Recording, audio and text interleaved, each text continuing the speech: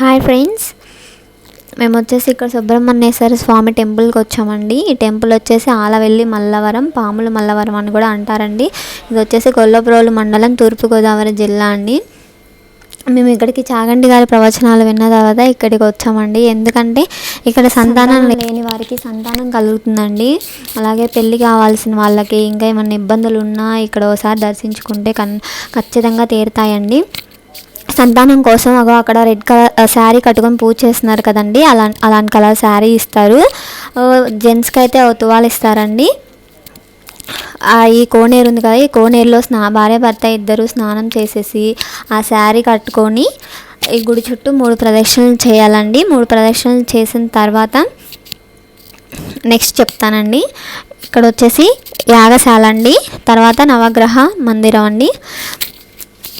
మేమైతే ఇక్కడ షష్ఠి రోజు వచ్చామండి. చాలామంది జనాలు ఉన్నారు. మంగళవారం కూడా ఇంకా మిగతా రోజులు కూడా ఉంటారంటండి.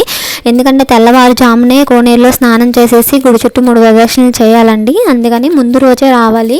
రూమ్లు అయ్యి ఖాళీ ఉండవండి. ముందుగా మీరు చూసుకొని ఒక రోజు ముందే వచ్చి రూమ్లు చూసుకోండి. తెల్లవారుజామున 3 గంటలకి లేచి కోనేరులో స్నానం చేసేసి ఆ శారీ కట్టుకొని గుడి చుట్టూ 3 ప్రదక్షిణలు చేయాలండి. చేసిన తర్వాత ఒక చేతిలో 2 అరటిపళ్ళు పట్టుకొని, ఓన్లీ లేడీసేనండి, లేడీస్కే ఎలా ఉంది ఈ రూమ్లోకి, జెంట్స్కి లేదండి. ఈ రూమ్లో 1 గంట 2 గంటలు నిద్ర చేపిస్తారండి. ఓన్లీ లేడీసేనండి.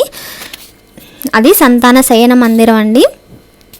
ఆ మందిరంలో నిద్ర చేసిన తర్వాత స్వామివారికి అభిషేకం చేయిస్తారండి. ఇక్కడ భోజనం కూడా సాయంత్రం నిద్ర చేయాలని వచ్చిన వాళ్ళకి భోజనం ఇక్కడ వండిస్తారండి. మనిషికి వచ్చేసి ఒక 100 రూపాయలు తీసుకుంటారు. చాలా బాగుందండి భోజనం కూడా. ఇక్కడ పూజ సామానం అవి వీళ్ళే ఇస్తారండి. ఇంకా కొబ్బరికాయలు, అరటిపళ్ళు అవి మనం బయట తీసుకోవాలి. చూడండి ఎంతమంది జనం ఉన్నారు, చాలామంది ఉన్నారండి. నేను వీడియో కొంచెం లేట్గా తీశాను. మేము సెకండ్ బ్యాచ్ అండి.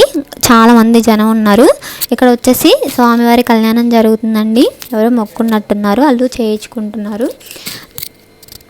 అది సుబ్రహ్మణ్యేశ్వర స్వామి వల్లి దేవసేన అండి. ఆ స్వామివారికి 2 భార్యలు అంటండి. ఇంకా ఇక్కడ వచ్చేసి రూములు అండి. మీరు ముందుగా వస్తేనే రూములు దొరుకుతాయండి, లేదంటే అక్కడ కళ్యాణ వేదిక ఉంటుంది, హాల్ ఇస్తారండి అందరికీ. ఒకసారి ఇక్కడికి వస్తే సంతానం ఖచ్చితంగా కలుగుతుందంటండి. ఎవరన్నా సంతానం లేని వారు ఒకసారి ఈ గుడిని దర్శించుకోండి.